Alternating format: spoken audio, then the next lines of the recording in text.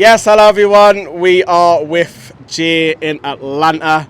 Now, you've probably heard me name dropping a few times the last year or two, and he's been on a few live streams as well, and we finally got him. It's an absolute pleasure, mate. It's lovely for you to be in my hometown of Atlanta. It's mental, isn't it? It's absolutely mental. And what united us together is the club. Absolutely. From across the world, over different decades, for different times. Yeah, we're here because of Newcastle. We are here as well. Less of the man hugs now. We'll talk serious stuff. I wanted to talk to you about Darren Eales. Sure. Because we all know of him, but do we know him really like yous do? And I say yous because obviously you're a diehard Atlanta United season ticket holder, as well as being a mad Newcastle fan as well. I wanted to talk to you about him to get a little bit more info on what he's done for Atlanta and also what he can do and what he is doing for Newcastle as well. So can you just tell me the story of how Atlanta was born, first of all, in his role? Sure. So even before I knew about Atlanta United, there was a small group of people going around to the pubs in Atlanta asking people, hey, do you know about the new club we're making? And we heard about that through the sort of soccer vine here. Yeah. And it was Darren and Carlos Bocanegra. And they were in places like this behind us, really asking soccer fans to invest in Atlanta United. And it was wild. There were no barriers. There were no questions you couldn't ask. They were available. It was simply marvelous. And then they somehow transformed that energy from some of the Atlantans into the energy of a lot of Atlantans. So in Newcastle, everyone loves the Toon. It's the only team. It's not the case here. But what Darren and his team did with Atlanta United is make a lot of us care about Atlanta United, and it was marvelous. And then when we were way better than expected as we came out, he was at the tailgates, which we have here. You can walk around, drink all the beer, eat all the food. But Darren Eales was in the parking lot talking to people, had time. I had a discussion with him in 2018 about whether we'd stay up, and he knew about Newcastle then. I find that very ironic that he is where he is now. Lovely man. Even though he was very busy around the club as the years went on, he always took time to say hello to the fans. He was never too busy to engage us, and he was a huge part of the success of Atlanta United. And when Newcastle came for him, we were sad, but we just understood why. And he's still doing that now. Does that tell his own story? I was at the fan event in Philadelphia just a few days ago, and he wasn't actually scheduled to be there. It was a Shoreline Shea Given event. He's turned up, say hello, and got himself involved. He didn't need to do that. So Arthur Blank, who owns the Atlanta Falcons, has said on record that Darren Eales is the greatest hire he ever made. That is really saying something. And I think that's why Newcastle came and got him. Additionally, he was always so personable. Like his Twitter, he doesn't tweet as much as he used to, but when he was here in Atlanta, his Twitter account was absolutely fire. I don't even like Twitter, but I would follow him because of the stuff he would put up. Why? Explain why.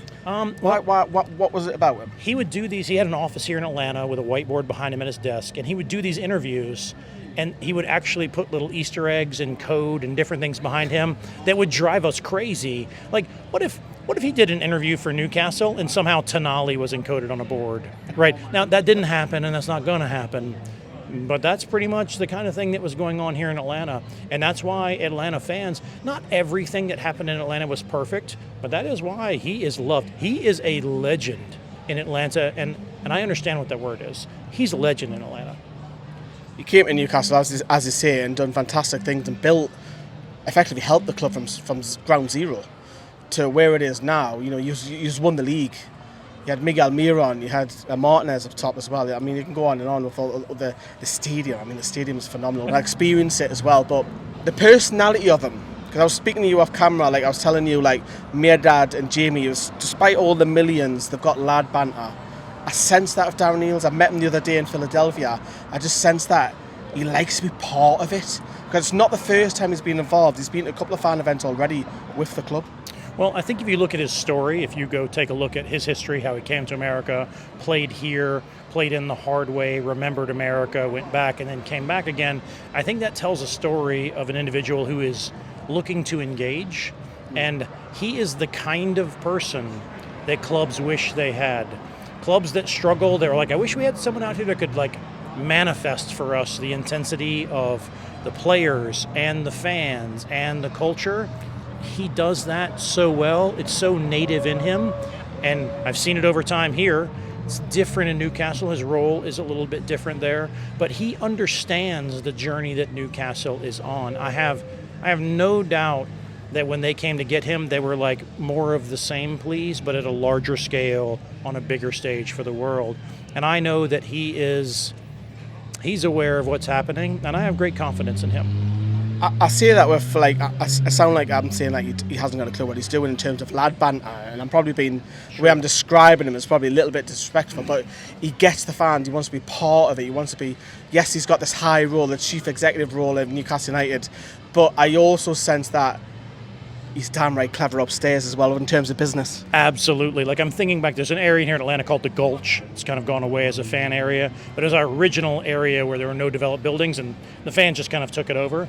And even now I'm thinking back in my mind, watching him stroll through and engage with people, because everybody would be like, hey, Darren, or Mr. Eales, or whatever, and he would just turn to them and engage in a way that, many people, they have different priorities, different things, and that's fine, but they'll shy away from that. But here's a guy walking with no security, nobody else, literally no one, in his, for us, he always wore his gray suit with a red tie and a white shirt, the Atlanta United uniform, but he would just be engaging with everyone with no one around, and he could handle the banter, there's no doubt about that.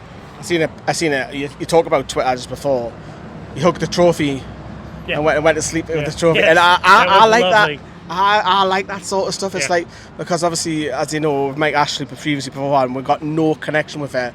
And it's, I think the club, and I say the club, I'm talking to Mehrdad, who are making the decisions, the right personnel. It's not just, right, you've done well commercially, tick, right, but you suit the brand, you suit the supporters, because if you look at all their hires that they're doing, they're all relating to the fans, which is really important for us, because we've been starved of it. Sure. And ultimately, when we as fans, and I'm 4,500 miles from St. James on a regular basis, when you're engaging me from here to there, then you're growing our brand. And that is so important for the rules of the European leagues, the new financial stability regulations, or whether it's FFP.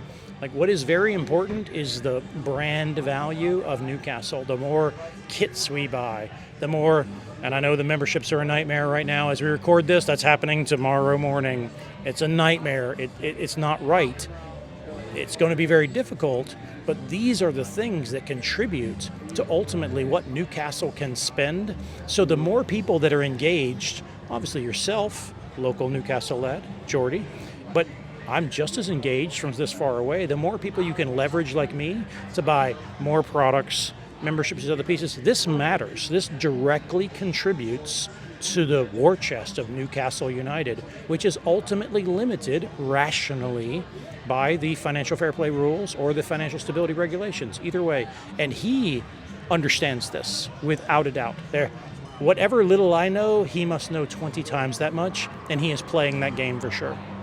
Last question for you then. What is next in terms of what Darren Eales does? Because we're qualified now, which is unexpected, let's be honest.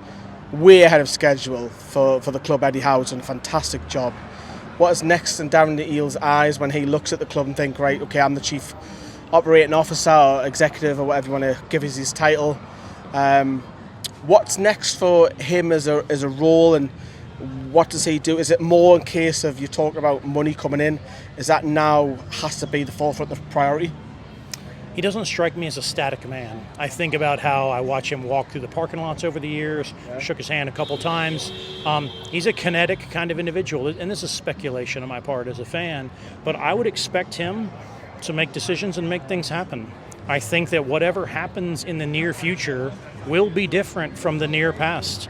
And I do not think that he will be afraid to act on that. I couldn't say that. I don't know. Sorry to butt in. Do you think also some small part may upset the fans for the greater good? Yeah, and I get upset too. Change is bad. We all hate change.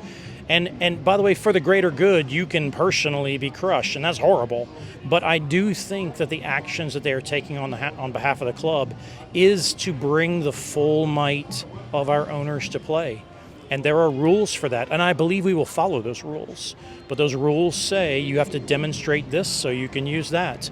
And I think that's what he's going to do, and especially with a team that is around from Amanda, Mehrdad, from Dan to the others, ultimately Eddie. They talk about a team that's united. Well, we certainly have a team that's united under Eddie, but I suspect in one crazy way, we have a united ownership that impressive and fearsome things should come from.